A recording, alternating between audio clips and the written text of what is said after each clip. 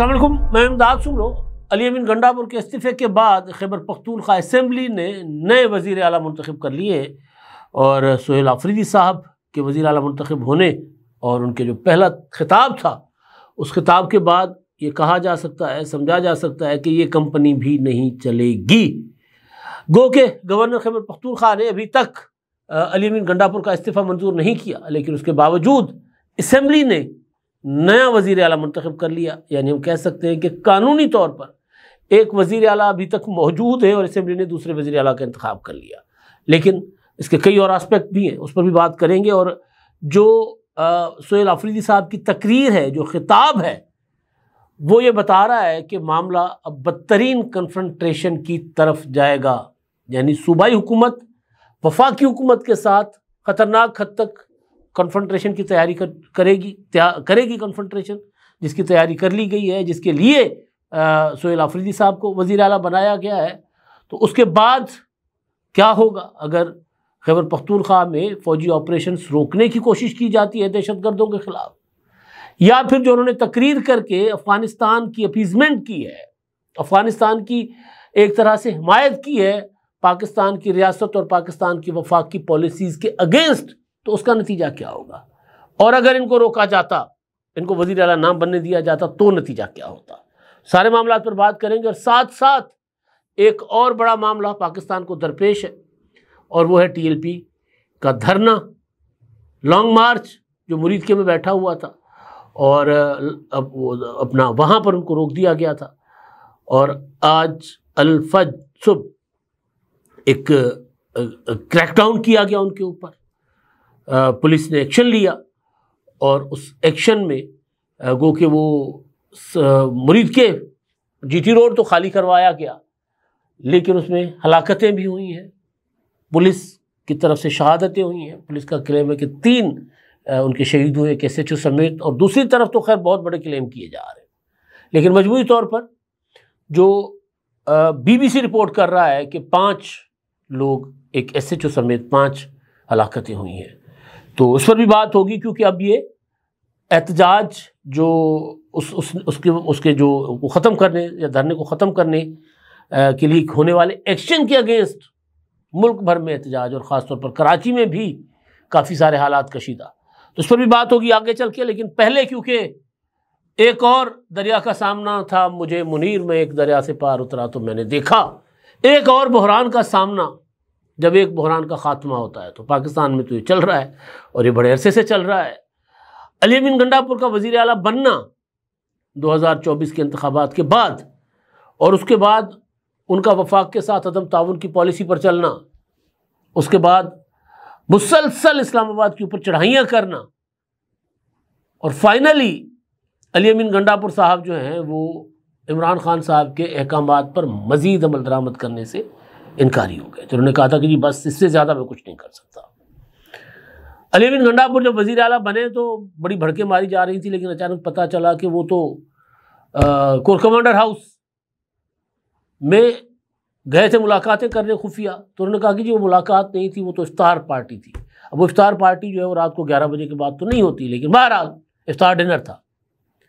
तो इस तरह अली अमीन गंडापुर को भी मजबूरन खैबर पख्तूनख्वा में दहशतगर्दी के ख़िलाफ़ एक्शन लेने वाली या उनके ख़िलाफ़ कार्रवाइयों में मसरूफ़ अफ़वाज पाकिस्तान के बड़े अफसरों के साथ उठना बैठना पड़ा, मेल मुलाकात करनी पड़ी, मुश्तरका हिकमत अमली और ख़ास तौर पर एपेक्स कमेटी का इजलास, या फिर कौमी सलामती कमेटी के इजलास, या फिर उससे भी बड़े इजलास जो होते रहे दहशतगर्दी के ख़िलाफ़, उसमें अली अमीन गंडापुर शामिल रहे और वहाँ पर उनकी मुलाकातें होती रहीं फील्ड मार्शल आसिम मुनीर से भी और दीगर हुकाम से भी।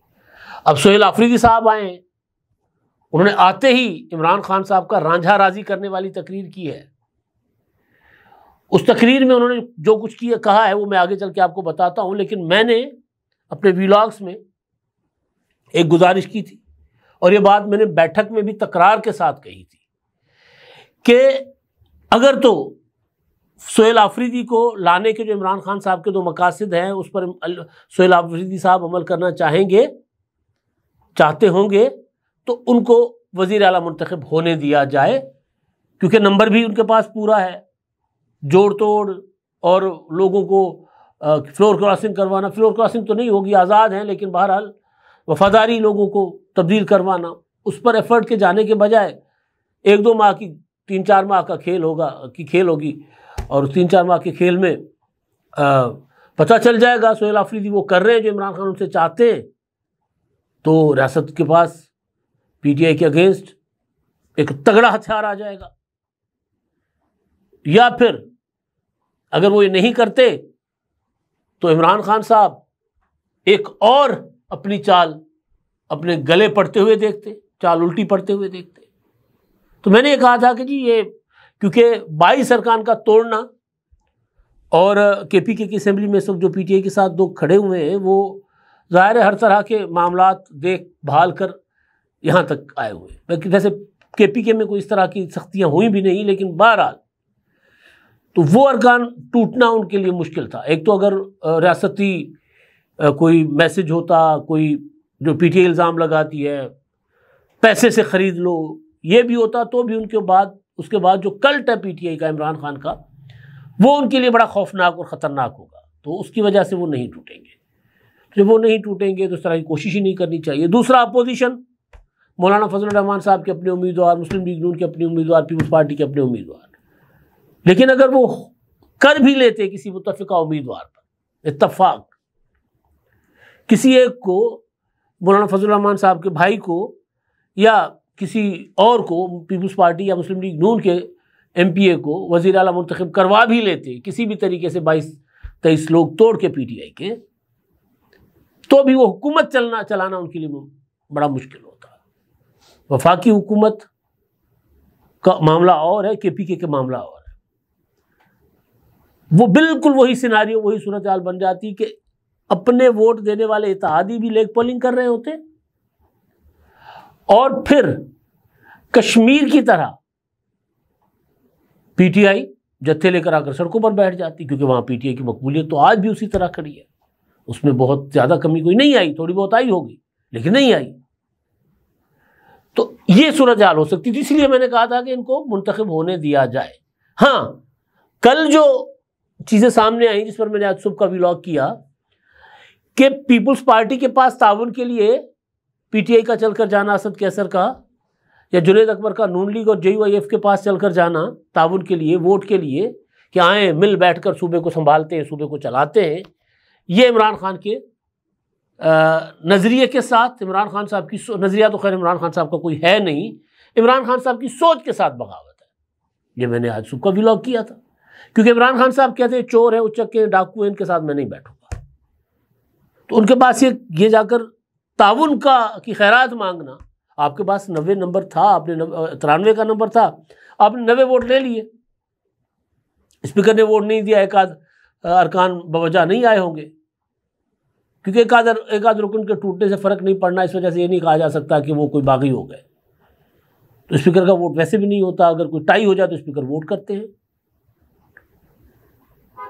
और फिर वो इस तरह की सूरत हाल में मैंने कहा था कि इनको 90 अरकान आपके पास है, तो उसके बावजूद इनको ज़रूरत क्या थी उस अपोजिशन के पास चलकर जाने की जिसके साथ इमरान खान साहब हाथ मिलाने से मौत को तरजीह दे रहे होते थे।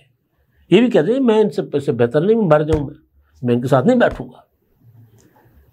तो बहरहाल जो भी हुआ कि वो मुंतखब हो गए हैं।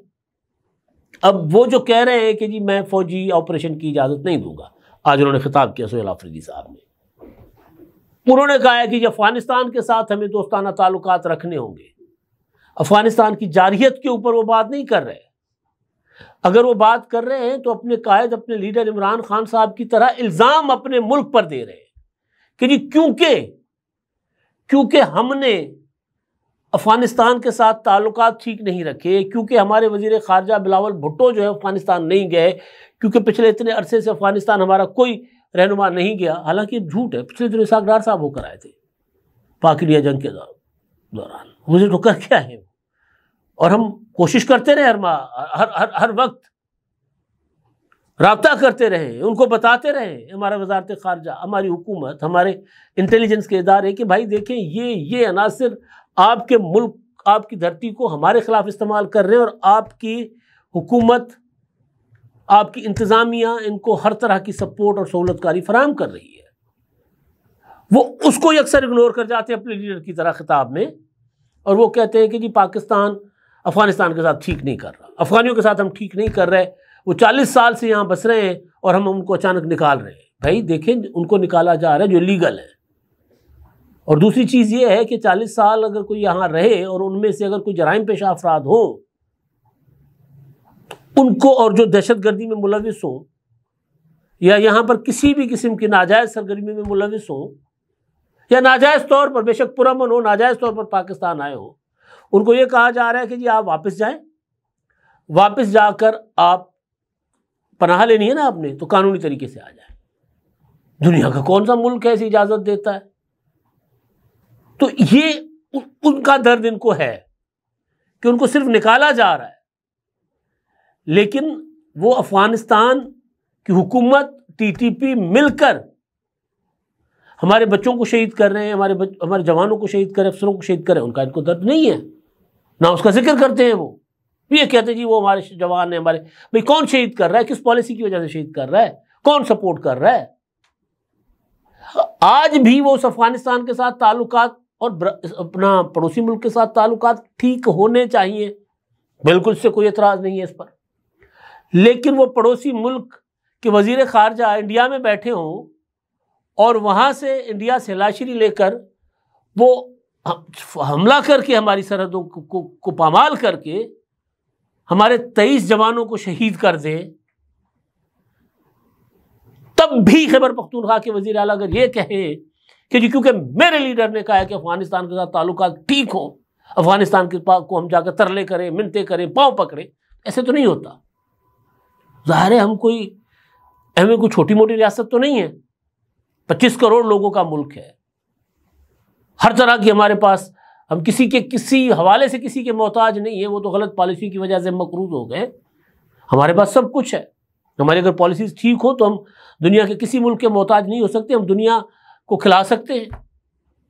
हम एक ज़राई मुल्क हैं, हम एक बेहतरीन सनती मुल्क बन सकते हैं। हमारे पास तवील साहिल है, हमारे पास खूबसूरत सहरा है, हमारे पास दुनिया के खूबसूरत तरीन पहाड़ है। हम बना सकते हैं अपना स्विट्ज़रलैंड यहाँ पर। हम अगर पॉलिसीज ठीक करें तो दुनिया यहाँ पर आकर सियाहत के लिए आए, तो वो भी हम अपना क्या कहते हैं, नोट गिनते गिनते थक जाएं जितनी सियाहत से हमें पैसा आए।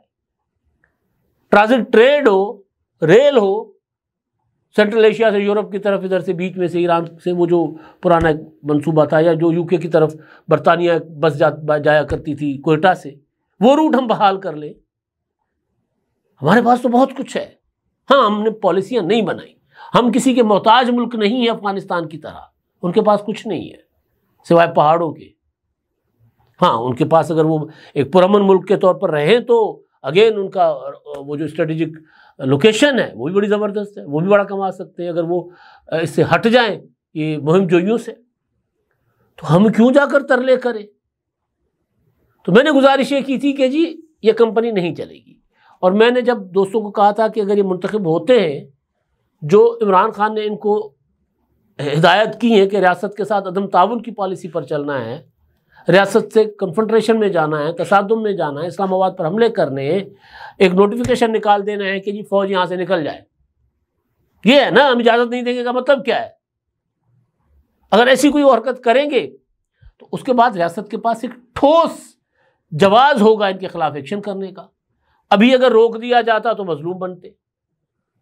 अब मैं मेरे दोस्त फैसल करीम कुंडी साहब को मशवरा दूंगा कि उमर सरफराज चीमा ना बने। वो अगर असेंबली ने इलेक्ट कर लिया है तो हलफ ले लें। जिस तरह उमर सरफराज चीमा ने हमजा शहबाज का हलफ लेने से इनकार कर दिया था, तो फाइनली सुप्रीम कोर्ट की मुदाखलत से राजा परवेज अशरफ ने, स्पीकर कौमी असेंबली ने हलफ लिया था। 1-1.5 माह तो हलफ ही नहीं लिया जा रहा था मुंतखब वज़ीर आला का। ये भी ना करें, वो मुंतखब हो गए, ठीक है, असेंबली के मैंडेट का ऑनर दें और उनको उनका काम करने दें। जो करने आए वो काम करने नहीं आए। वो खुद अपनी ज़बानी कह रहे हैं, इमरान खान की रिहाई के लिए मैं वो करूंगा जो ये नहीं कर सके, बाकी क्या करूंगा, इस्लामाबाद पर हमला। डी चौक पर जाकर कब्जा कर लूंगा, जत्थे ले जाऊंगा, यही करेंगे ना। और क्या मतलब, और क्या है। और वो खुद अपनी जबान से कह रहे हैं कि वो एक तो ऑपरेशन रुकवाने आए हैं, दूसरा इमरान खान की रिहाई के लिए आए, तीसरा वो अफगानिस्तान के साथ ताल्लुकात बनाने आए हैं। अब जाहिर है वो सूबा है, और सूबा बेशक कल्चरली या अपना ज़बान के हिसाब से पश्तून है, उधर भी इधर भी पश्तून है, तो ठीक बात है।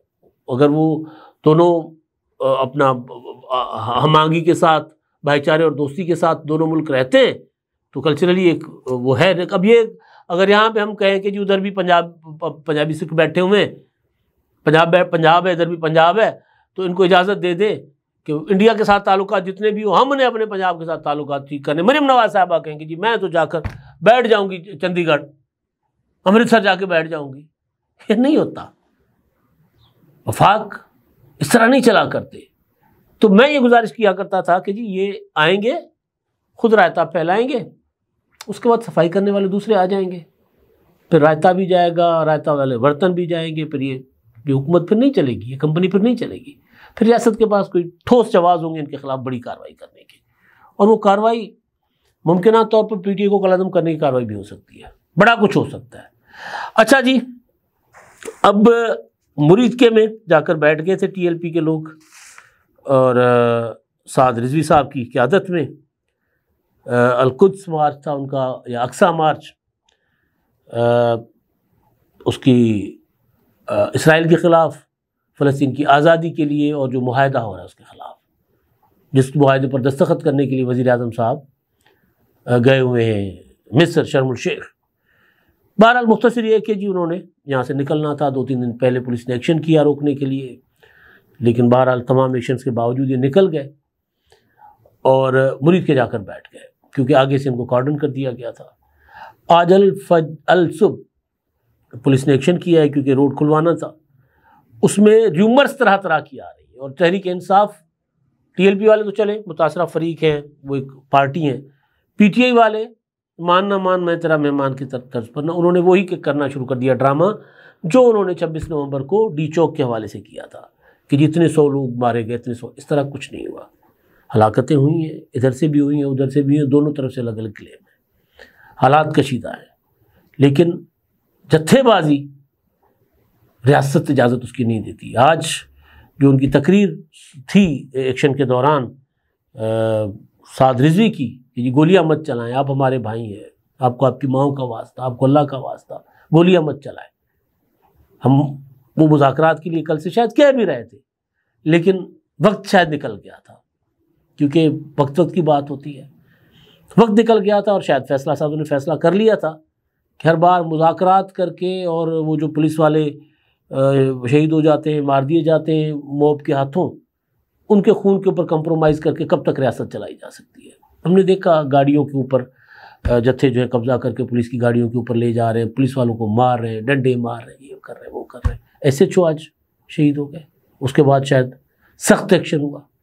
बहरहाल वहाँ से तो खाली करवा लिया गया है, लेकिन लाहौर में भी कई मकामात पर वकला ने एहतजाज किया है, कई मकामात पर TLP के कारकुन निकले हैं, कराची में, और उधर इस्लामाबाद रावलपिंडी में भी हालात कशीदा हैं, अच्छे नहीं हैं, लेकिन सरकार कह रही है, रियासत कह रही है कि हालात को जल्द काबू पा लिया जाएगा। अब तक के लिए इतना ही, अल्लाह हाफिज़। क्या आप एक बिजनेस ओनर हैं और चाहते हैं कि आपका ब्रांड ज्यादा से ज्यादा लोगों तक पहुंचे? हमारे पास है आपके लिए एक बेहतरीन मौका। हमारे YouTube चैनल पर रोजाना हजारों लोग वीडियोस देखते हैं। ये वही लोग हैं जो बाखबर, बाशऊर और फैसला करने वाले हैं। अब आप अपने बिजनेस को बराह रास्त हमारे YouTube चैनल पर प्रमोट कर सकते हैं। प्रोडक्ट प्लेसमेंट और स्पॉन्सर्ड सेगमेंट्स के जरिए आप अपने ब्रांड को लाखों पोटेंशियल कस्टमर्स तक पहुंचा सकते हैं। तो देर किस बात की, आज ही अपने बिजनेस को नए लेवल पर ले जाएं। For more information, call us 9233 8122 280.